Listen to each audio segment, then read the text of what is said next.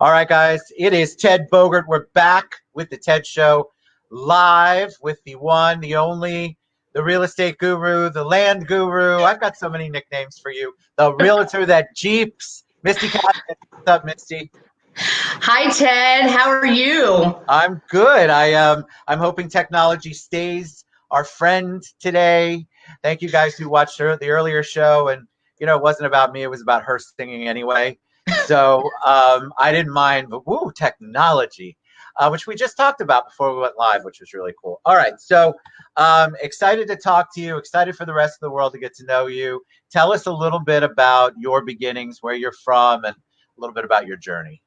Well, I'm a country girl here from the state of Florida, Mount Dora, Popka area, and been in and out of the state a little bit, but mainly in Central Florida, and did numerous things before I got into real estate, working for builders, working for equestrian people, things like that. Learned how to ride a horse before I learned how to walk. No way, you really are a country girl. I am, yes. So what led you to the eventual thing? All right, I want to do my own business. Was it, had you seen the positive side of it, the upside of it? What was the impetus behind that change? Well, actually, a good friend of mine gave me my first real estate book when I was 18 years old. And obviously I went to appraisal school. I didn't do that. And then when the market crashed in, 2006, 7, and 8, that time frame, I was working for a listing broker in Jacksonville, and went from one broker to the next because they started laying people off. I ended up with Lennar Homes. I worked for them for a couple of years, and then just with everything that started happening, and I just kind of got tired of being laid off. And, and one of the things too, just, having somebody else determine what my worth was. And so I kind of waited out till the market got a little bit better for a couple of years. And then I jumped in the real estate, and I've been doing this now for almost 10 years. I can't believe it. That's amazing. And especially since you kind of saw, you had touched a little bit on it, 2006, 2007, 2008, you saw it. And so to decide that you want to go ahead and make a career of it, that's a big move. So tell everybody that it was as glamorous as everyone thinks it is. You were making $1 million a month. Oh, yeah. Tell everybody a little bit about how you were able to, because you have to have some sort of sphere of influence, or you have to know how to create it. So what did you do to build your business in the beginning? Actually, when I first got started, I did Realtor.com, a little bit of Zillow, but Realtor.com, and they were much more affordable then. I think I paid like $17 for a zip code, and that's kind of how I built my database and a little bit, and kind of got me started.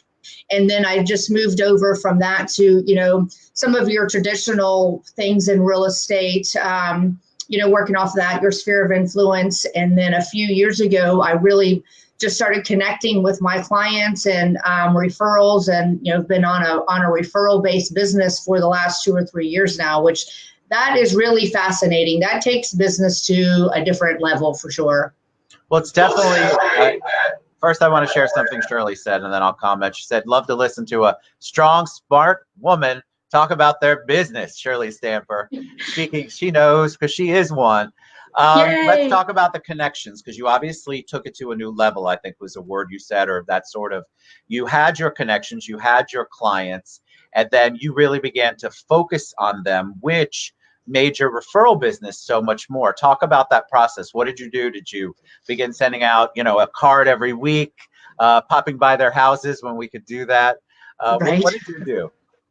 Actually, you know what? I did go old school. I sat down and I went to the dollar store and got a pack of thank you cards. And I sat down I'm like, you know what? They say, your your business is usually in your own backyard. And I looked at that in my database and started sending out thank you cards to my database. And within a few weeks, I had, a couple $300,000 to $400,000 listings. Past clients are like, oh my gosh, you reached out to me at the perfect time. Something's happened. We have to sell our house. And boy, if that wasn't just, the proof is in the pudding kind of thing on how you should be doing that. And I've just, rolled with that ever since. I do pop buys and things like that too. But that was what really got me turned around on working on my own database. I think that's so important. Moises, you're right. Old school works, just like Misty said. I think it's so important. I think people think that that group is already loyal to you, which they are, but you still have to be top of mind, and they miss out on the connections. And remember, each one of those connections has connections. Mm-hmm. And so if you continue to be top of mind, and I agree with you. I think part of everybody's marketing or relationship retention should be something old school. I love handwritten stuff. I love to get it. I wish I was better at it, but I love to get it. And I know the impact it makes. And yet you have people that want to do passive all the time. Mm-hmm. Okay, I've got it. All I'm going to do my whole life, everything's going to be about buying a lead. And there's no relationship in that. How have you handled COVID? What have you been doing to keep your business going during the lockdown? Again, just reaching out to my database, taking on some new things. We in the real estate community, technology is really our friend. We've been operating from the space of Zoom and things like that for quite a while. And, in my career, I've sold multiple houses through FaceTime or something like that. But just now everybody in the world knows what Zoom's about. So I've reached out to my clients and people that I was wanting to bring my client testimonials on live, on video. And, it's just been reaching out, hey, you guys want to do a testimonial and just see how they're doing and things like that. It's kind of giving people something to do at the time, but just really just stick, again, just keeping in contact, whether it's just, I sent out little, what did I send out? I sent out little seeds for flowers, things like that. I sent out to people, or just calling them up and just, hey, how are you doing? So that's pretty much what I've been doing. Checking in is so important. Mm-hmm. Because the checking in doesn't have to be about a sale. Exactly. It shouldn't be. It's supposed to be about the relationship. And I think a lot of times people get so worried, well, what is a seed going to do? I think a seed is brilliant. There's so many ways to go with that, but just top of mind. But all you're doing, you're giving them something. It's not a, hey, have you you want to list your house now? You're not in their face, but you're building an actual relationship that is built on true desire to want to have a relationship with someone, not just what have you done for me lately? Because I think that's what a lot of people make the mistake of. All right, we haven't talked about it, but you obviously are a big fan of branding. You are branded everywhere. So Realtor Jeeps is branded on every possible social media platform you can find. So let's talk about how you came up with Realtor Jeeps, and let's talk about branding. Okay, so basically I was in need for a vehicle, and I'm like, you know what, this time instead of just buying something, I'm gonna look at something that I really want. And started looking at Jeeps, and then I went on Instagram and started seeing what everybody's doing with their Jeeps and how customized they are and everything. And was actually chatting with Bobby Davidowitz in her office about it, and and throwing around some marketing stuff. And that's how Realtor Jeeps was born. Actually, I set this 8 months before I bought the Jeep. I was putting all this in play and buying my domains and everything. And then, and I set myself a real estate goal. And once I accomplished that, then I went and bought my Jeep, and I love it. It's the best thing I've ever done for myself and for branding. And I bought it and put a 2.5-inch lift on it and big tires, because there's that country girl. And it's so much fun. It's a great conversation piece, and people compliment it everywhere I go, and it's just fun. And that's a whole community of Jeeps. Well, that's the thing too. You set yourself apart. That's what branding's about. Like you have to be loyal to yourself, real, authentic, and that's exactly what you're doing. You loved the Jeep, you loved the Jeep community, you loved all of the stuff that you were seeing on social media, and you took that and made it your own. And that's what branding's about. So who are you going to think of if you think of a Jeep and real estate? I'm going to think of you. Why would I not think of you? But there's also a lot of things you can do with that. Jeeps could be a verb, which it kind of is, somebody who Jeeps around, somebody who's adventurous, somebody who will make sure that your listing gets sold, or you will find the house of your dreams. There's lots of things that you can do with that. What are you working on for post-COVID? What are your plans now that we're beginning to open up? We're seeing a little, people are feeling more comfortable being in person. What are you seeing on the real estate and business side? Some people that were kind of on hold, whether they, had their hours cut back or just wanted to see. So I've got some listings that are getting ready to come up. And then I do a lot with new construction. So getting back out and able to visit my new construction communities and do some pop buys with them, and just being able to get back out into the community and socialize with people and promote. One of the things I was doing in the very beginning when we were on lockdown is just going to different places that were doing takeout, and, snapping a picture of the Jeep and giving them a tag and letting people know that they're doing, takeout, just more getting back into the community. Well, that's the kind of stuff that I think is so important, because you're giving back to the community by tagging them. Regardless of how the tag is, you're giving something back. And that's why we did a lot of shows during, especially those first couple of really tense weeks of lockdown, where restaurants especially, were just had no idea what to do. But you're giving back. You weren't asking for anything. And I think that's so important in the branding that you do. It's very, I want to be I want to get to know you. It's not about the transaction. You're about the relationship, which I think is super, super important.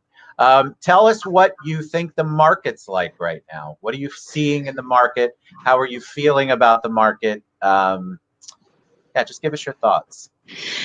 Well, that's an interesting topic. The market is actually really crazy right now. And for people that aren't in that space, you probably have a belief that it's not.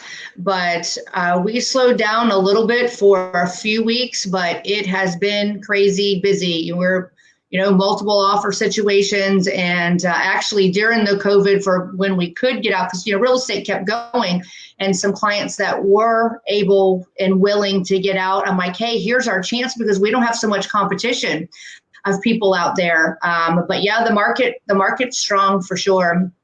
Love it. I feel like we are busy.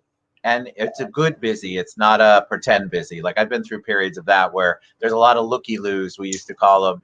But people are very serious about it. I think people are feeling a little bit better about the COVID part of things anyway.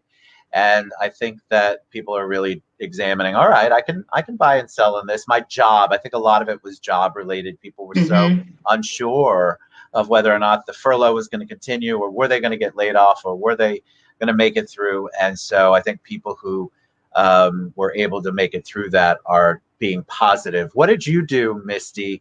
I ask every guest this. What did you do during COVID, just you personally on a total personal level, to stay positive, to stay creative, to stay focused whenever this felt like the whole world was locked down?